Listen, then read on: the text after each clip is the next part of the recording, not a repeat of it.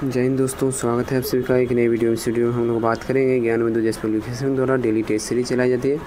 इसे हम लोग कवर करते हुए आगे बढ़ रहे हैं। इसे में आज हम लोग कवर करेंगे टेस्ट नंबर 15 और ये क्वेश्चन जो है इसमें टोटल 50 क्वेश्चन रहता है। ये टेस्ट जो है 1 तारीख को करवाया गया था एप्लीकेशन पे और इसका हैंड रिटेन नोट्स चाहिए तो आपको पेड ग्रुप में ज्वाइन होना पड़ेगा। पेड ग्रुप का चार्ज है मात्र 11 रुपये। बाकी बकवास नहीं करते हैं, स्टार्ट करते हैं क्वेश्चन नंबर 1। मानव हृदय के संबंध में निम्न कथनों पर विचार कीजिए। ठीक है, विचार कर लेते हैं। हृदय के दाएं भाग में अशुद्ध रक्त भरा होता है, बिल्कुल सही है। हृदय के बाएं भाग में शुद्ध रक्त भरा होता है, ये भी सही है। हृदय में केवल शुद्ध रक्त ही भरा होता है, ये गलत है। ठीक है, तो इसका आंसर एक और तो मतलब पूछा है कौन औसत्य है, तो केवल 3 जो है वो औसत्य है। पदार्थ के संबंध में निम्न में से कौन सा सही नहीं है। पदार्थ सूक्ष्मतम कण परमाणुओं से बना होता है, ये सही है। ठीक है, सही नहीं है पूछा गया, मतलब गलत। ठीक है, पदार्थ के कणों के मध्य रिक्त स्थान पाए जाते हैं, बिल्कुल गलत है। पदार्थ के कणों के मध्य कोई भी रिक्त स्थान नहीं होता है, तो यही जो है गलत है। पदार्थ के कणों के बीच आकर्षण बल लगता है, बिल्कुल सही है। पदार्थ के कण अपने स्थान पर स्थिर रहते हैं, ये भी सही है। विद्युत लेपन के माध्यम से अगर लोहे के ऊपर सोने की परत चढ़ाना है तो ऋणात्मक ग्रिड किसे बनाया जाता है। देखिए, अगर विद्युत लेपन करते हैं यानी विद्युत लेपन हम कर रहे हैं, ठीक है, तो इसमें प्रक्रिया कौन सी होगी। इसमें प्रक्रिया होगी विद्युत अपघटन की प्रक्रिया। कौन सी प्रक्रिया होगी, विद्युत अपघटन की प्रक्रिया। जैसे देखिए कि लोहा है ये, ठीक है, लोहे पर अगर हम सोने की परत चढ़ाएंगे तो सोना को मुझे क्या बनाना पड़ेगा, एनोड बनाना पड़ेगा। सोना को मुझे पॉजिटिव बनाना पड़ेगा, पॉजिटिव एनोड को बोलते हैं, और लोहा को कैथोड बनाना पड़ेगा, लोहा जो है निगेटिव होगा। तो इसमें क्या कहा गया है, ऋणात्मक ग्रिड, और लोहे पे हम सोने का परत चढ़ा रहे हैं तो लोहे को ऋणात्मक बनाना पड़ेगा, तो इसका आंसर क्या होगा, लोहा को हमें कैथोड बनाना पड़ेगा। कहने का अर्थ ये है कि जिस धातु पर परत चढ़ाएंगे उसे कैथोड यानी निगेटिव बनाएंगे, और जिस धातु का परत चढ़ाएंगे उसे एनोड यानी पॉजिटिव बनाएंगे। ठीक है, आगे बढ़ते हैं। पृथ्वी के विभिन्न क्षेत्रों में जैव विविधता में होने वाले कमी अथवा वृद्धि को कहते हैं जैव विविधता प्रवणता। क्या बोलते हैं, जैव विविधता प्रवणता। विद्युत अपघट से विद्युत का प्रभाव किसके माध्यम से होता है, तो विद्युत अपघट से विद्युत का प्रभाव आयन के माध्यम से होता है। किसके माध्यम से, आयन के माध्यम से होता है। धातु में इलेक्ट्रॉन के द्वारा, धातु में होता है किसके द्वारा, इलेक्ट्रॉन के द्वारा, लेकिन विद्युत अपघट में जो होता है वो आयन के द्वारा होता है। अगर आपसे पूछा जाए कि धातु में विद्युत का प्रभाव किसके द्वारा होता है, तो धातु में इलेक्ट्रॉन के द्वारा होता है।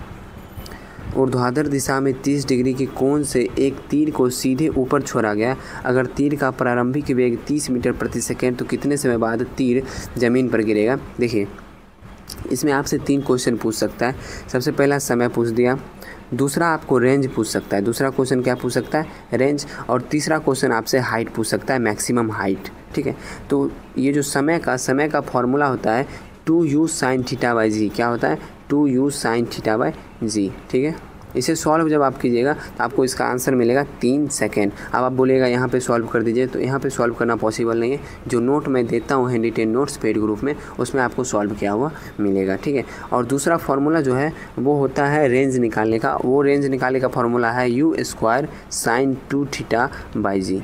ठीक है, और तीसरा फार्मूला जो होता है हाइट निकालने का यानी मैक्सिमम हाइट निकालने का, उसका फार्मूला है u² sin² θ/2g।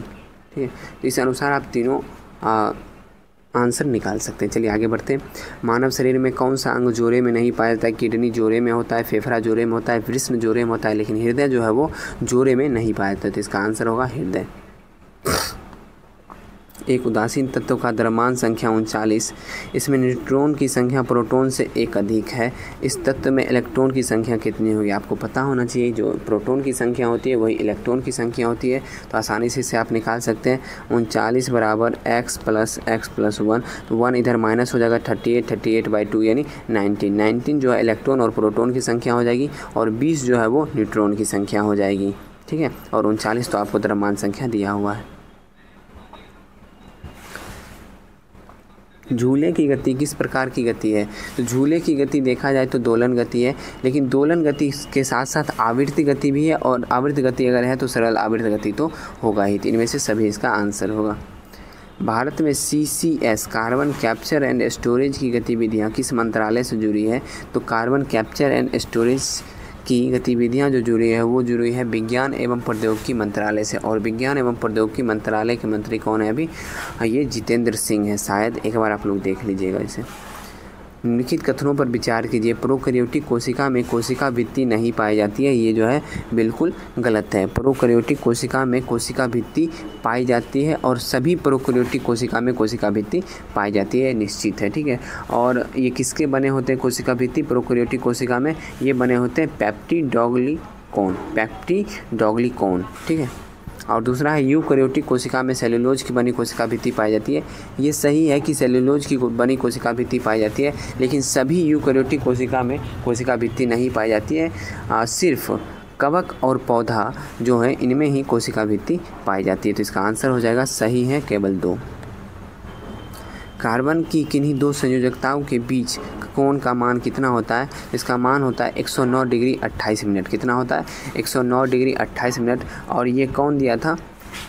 ये कौन बताया था कि कार्बन की संयोजकताओं के बीच का मान 109 डिग्री 28 मिनट होता है? तो ये 2 वैज्ञानिक हैं। एक वैज्ञानिक हैं ले बेल, कौन है? ले बेल, और दूसरा है वोंटॉफ। दूसरा कौन से हैं?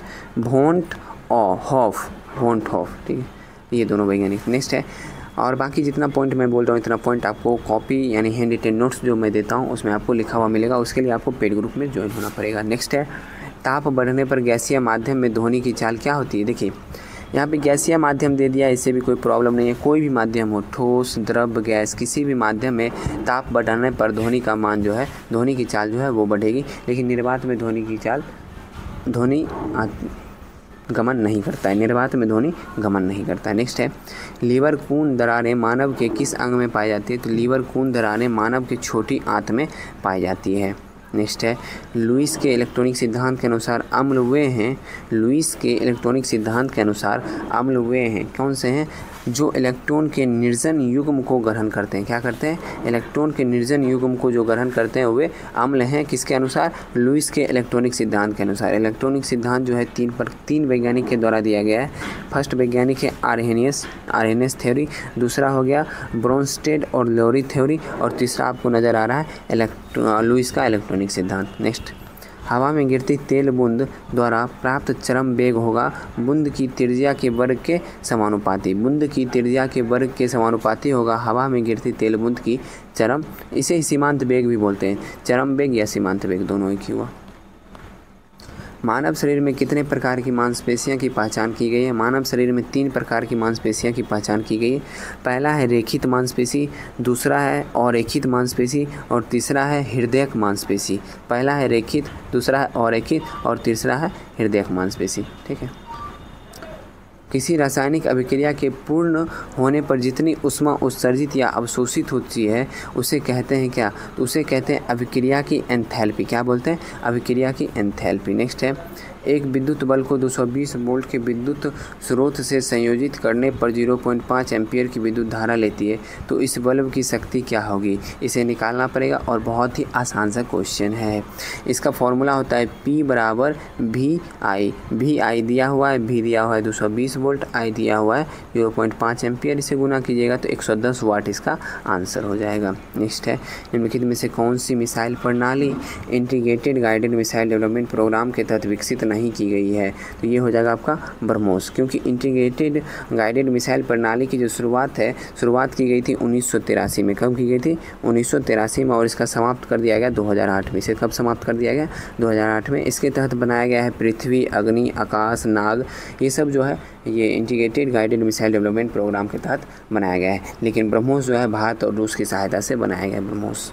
नेक्स्ट है, निम्नलिखित में से कौन सा विकल्प सुमेलित नहीं है? पौधा और उत्सर्जित पदार्थ। बरगद, टैनिन, गलत हो गया पहला ही, तो यही आंसर हो जाएगा। पीपल से लेटेक्स प्राप्त होता है, सही है। बबूल से गोंद प्राप्त होता है, और चीड़ से रेजिन प्राप्त होता है, सही है। निम्नलिखित में से किसका आयनन ऊर्जा न्यूनतम होता है? तो आयनन ऊर्जा जो है क्षारीय धातु का न्यूनतम होता है, ठीक है।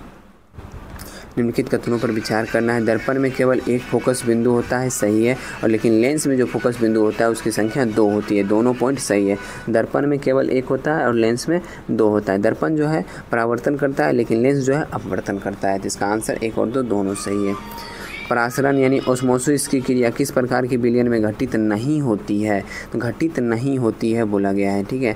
तो ये हो जाएगा समपरासरी विलयन में जो है ये घटित नहीं होती है, क्योंकि दोनों जो है वो बराबर होता है, जिसकी वजह से ये घटित नहीं होती है। नेक्स्ट, लाल भूरे रंग की धातु कौन है जो सांद्र सल्फ्यूरिक अम्ल, सांद्र H2SO4 यानी सांद्र सल्फ्यूरिक अम्ल से अभिक्रिया कर SO2 गैस मुक्त करता है? ये हो जाएगा आपका कॉपर होना चाहिए ना, हाँ नहीं तांबा, वही हुआ तांबा। इसका आंसर हो जाएगा तांबा। क्या होगा? तांबा। नेक्स्ट, किसी दर्पण के सामने 15 सेंटीमीटर की दूरी पर रखी हुई किसी वस्तु का प्रतिबिंब दर्पण के पीछे 60 सेंटीमीटर पर बनता है। इस दर्पण की फोकस दूरी कितनी होगी? इसका आंसर आप लोग खुद ही बता दीजिएगा। लगभग प्रत्येक सेट में एक क्वेश्चन रहता है और प्रत्येक सेट में मैं इसे सॉल्व करके आप लोग को बताता हूँ। फिर से फॉर्मूला बता देता हूँ। 1/v - 1/u बराबर 1/f पे आप सॉल्व कीजिएगा। f इसमें निकालना है, आंसर 20 सेंटीमीटर आएगा। और क्या है, सॉल्व कर लीजिएगा। नेक्स्ट है, पादप फूल के किस भाग में परागकण निर्मित होता है? ये होता है आपको एंड्रोसियम में। किस में होता है? एंड्रोसियम में। नेक्स्ट है, निम्नलिखित कथनों पर विचार कीजिए। धातुएं तन्य होती है, धातुएं जो है वो तन्य होती है, सही है। सभी धातुएं की तन्यता एक समान नहीं होती, ये भी सही है। 1 और 2 दोनों सही है। नेक्स्ट है, निम्नलिखित में से कौन सा एक सही नहीं है? घरेलू विद्युत परिपथ में विद्युत उपकरण समांतर क्रम में होता है, सही है। घरेलू विद्युत परिपथ में उदासीन तार हरे रंग का होता है, गलत है। उदासीन तार जो है वो काला रंग का होता है। कैसा होता है? काला रंग का। और जो लाइव वायर होता है वो लाल रंग का होता है, और जो अर्थ वायर होता है वो हरा रंग का होता है। तो यही गलत है, यही आंसर हो जाएगा। नेक्स्ट है, स्विच को हमेशा विद्युमन्य तार से जोड़ा जाता है, सही है। और फ्यूज सदैव विद्युमन्य तार के साथ श्रेणी क्रम में जोड़ा जाता है, ये भी सही है। अतिचालकता की खोज हेतु किस वर्ष कैमरलिंग ओन्स को नोबेल पुरस्कार प्रदान किया गया? 1913 में। किसी समुदाय या परितंत्र के प्रजातियों की कुल संख्या क्या कहलाती है? देखिए, किसी समुदाय या परितंत्र के प्रजातियों की कुल संख्या कहलाती है अल्फा विविधता। क्या कहलाती है? अल्फा विविधता। और इसी प्रजाति जो है या फिर किसी समुदाय से जो निकलने लगते हैं, यानी क्या बोलें उसे, कौन सा वर्ड, हाँ पलायन करने लगते हैं। जो प्रजाति पलायन करने लगती है उसकी संख्या को बीटा विविधता कहते हैं। उसको क्या बोलते हैं? बीटा विविधता। और किसी समुदाय में आवास की भिन्नता का जो मापन किया जाता है उसे गामा विविधता कहते हैं, ठीक है। चलिए आगे बढ़ते हैं। फ्लिंट कांच निम्नलिखित में से किससे प्राप्त किया जाता है? फ्लिंट कांच प्राप्त किया जाता है रेत, लाल सीसा और पोटेशियम कार्बोनेट से। नेक्स्ट, डोमेन निर्माण निम्नलिखित में से किस प्रकार के चुंबकीय पदार्थ का गुण है? तो ये हो जाएगा लौह चुंबकीय पदार्थ का गुण है कौन? डोमेन निर्माण। नेक्स्ट, एक पुष्प कुछ किस्म के कीटों को नियमित तौर पर आकर्षित करता है जिससे पौधे का विकासीय लाभ प्राप्त होता है। इसके पीछे कौन से कारण हो सकते हैं? इसके पीछे कौन से कारण हो सकते हैं बताइए। और इसके पीछे कौन सा कारण होना चाहिए? इससे पौधे की पर परागण प्रक्रिया संपन्न होती है। हाँ बिल्कुल सही है, ऑप्शन नंबर केवल 2 इसमें सही है, ठीक है। आगे चलते हैं। झूठा सोना के नाम से जाना जाता है FeS2। एक टॉर्च के बल्ब पर 2.5 वोल्ट और 500 मिली एम्पियर लिखा है, इस बल्ब की शक्ति क्या होगी? वही फॉर्मूला फिर से लगेगा, P = VI, और इसे आप जब सॉल्व कीजिएगा तो आंसर आ जाएगा 1.25 वाट। और यहाँ पे मिली एम्पियर है, इसे ध्यान देके आप इसे सॉल्व कीजिएगा। मिली एम्पियर यानी गुना 10⁻³ मस्तिष्क का मुख्य सोचने वाला भाग है अग्र मस्तिष्क। क्या है? अग्र मस्तिष्क। नेक्स्ट है, प्राकृतिक रबर का वल्कनीकरण करने के लिए कौन सी विधि प्रयुक्त होती है? तो कौन सी विधि प्रयुक्त होती है? इसमें प्रयुक्त करते हैं हम लोग गंधक के साथ गर्म करना। नेक्स्ट है, गर्म पानी हेतु उपयोग में आने वाला गीजर के अंदर की सतह तांबे की बनी होती है, क्योंकि तांबा जो है क्या करेगा? तांबा अभिक्रिया नहीं करता है। हाँ, तांबा जो है वो भाप के साथ अभिक्रिया नहीं करता है, जिसकी वजह से तांबा का ही प्रयोग किया जाता है। नेक्स्ट है, भारतीय सुरक्षा के संदर्भ में ध्रुव क्या है? ध्रुव एक उन्नत हल्का हेलीकॉप्टर है। ध्रुव क्या है? उन्नत हल्का हेलीकॉप्टर है। नेक्स्ट है, पृथ्वी के गुरुत्वाकर्षण क्षेत्र से किसी पिंड के सदा के लिए बाहर निकल जाने हेतु पलायन वेग का मान होगा 11.2 किलोमीटर प्रति सेकेंड। अगर आपसे पूछा जाए कि ये कहाँ से होना चाहिए, तो ये होना चाहिए विषुवत रेखा से, ना कि ध्रुव से। ध्रुव पे जो है जी का मान अधिक होता है और विषुवत रेखा पे जी का मान सबसे कम होता है, जिसकी वजह से 11.2 किलोमीटर प्रति सेकेंड की गति से अगर विषुवत रेखा से किसी भी वस्तु को फेंका जाएगा तो वो सदा के लिए पृथ्वी से बाहर ही रह जाएगा। नेक्स्ट, क्वेश्चन नंबर 42 है, परितंत्र में गिद्ध या चील है अपमार्जक। क्या है? अपमार्जक। नेक्स्ट है, निम्नलिखित में से कौन सा रोग शांत हत्यारा या साइलेंट किलर भी कहलाता है? हाइपरटेंशन। क्या है? हाइपरटेंशन। नेक्स्ट है, सोडा वाटर में कौन सा अम्ल पाया जाता है? तो सोडा वाटर में कौन सा अम्ल पाया जाता है? इसमें पाया जाता है कार्बोनिक अम्ल। कौन सा अम्ल पाया जाता है? कार्बोनिक अम्ल। नेक्स्ट क्वेश्चन है, सेब के भंडारण या गुणवत्ता किसकी कमी से घटती है? तो सेब के भंडारण या गुणवत्ता जो है पोटेशियम की कमी से घटती है। नेक्स्ट है, एक वयस्क व्यक्ति का आमाशय कितने लीटर पदार्थ को सहन कर सकता है? तो एक वयस्क व्यक्ति का आमाशय जो है 1.5 लीटर आमाशय यानी पदार्थ को सहन कर सकता है। नेक्स्ट है, एल्युमिनियम 3+, हाँ ठीक है, 3+ आयन किसके साथ सम इलेक्ट्रॉनिक है? तो ये आपका हो जाएगा एल्युमिनियम 13 हो जाता है, और ये त्याग कर रहा है तो इसमें से 3 माइनस हो जाएगा यानी 10, और फ्लोरीन माइनस दिया है, फ्लोरीन करना होता है माइनस यानी 1+ करना पड़ेगा, फ्लोरीन का होएगा 10, तो इसका आंसर हो जाएगा fluorine, option number B. Next है, कथन 1, प्रतिध्वनि सुनने हेतु मूल आवाज़ तथा प्रतिध्वनि के बीच 1/10 से अधिक समय का अंतराल होना चाहिए। बिल्कुल सही है। एक प्रकार के ध्वनि का प्रभाव कान में 1/10 सेकेंड तक रहता है। ये भी सही है। 1 और 2 दोनों सही है। एक फ्लाईव्हील एक समान त्वरण के साथ घूमता है। इसका कोणीय वेग 10 सेकेंड में 20 पाई रेडियन प्रति सेकेंड से 40 पाई रेडियन प्रति सेकेंड हो जाता है। इतने समय में वह कितने बार चक्कर लगाता है? इसका आंसर हो जाएगा 150 चक्कर लगाता है। और इसका सॉल्यूशन जो है, इसमें 2 फार्मूला लगेगा। सबसे प्रथम फार्मूला में आपको कोणीय त्वरण निकालना होगा, दूसरे फार्मूला में आपको कोणीय विस्थापन निकालना पड़ेगा। कोणीय त्वरण का फार्मूला होता है W2 - W1/T। W2 दिया हुआ है 40 पाई रेडियन और W1 दिया हुआ है 20 पाई रेडियन बटा T कीजिएगा, 2 पाई रेडियन प्रति सेकेंड स्क्वायर आपको कोणीय त्वरण निकल जाएगा। उसके बाद कोणीय विस्थापन का फार्मूला लगाना पड़ेगा UT + ½ AT स्क्वायर। उसके बाद जब इसे सॉल्व कीजिएगा तो इसका आंसर आ जाएगा 150 चक्कर। नेक्स्ट है, घाव पर फिटकरी लगाने हेतु रक्तस्राव रुक जाता है।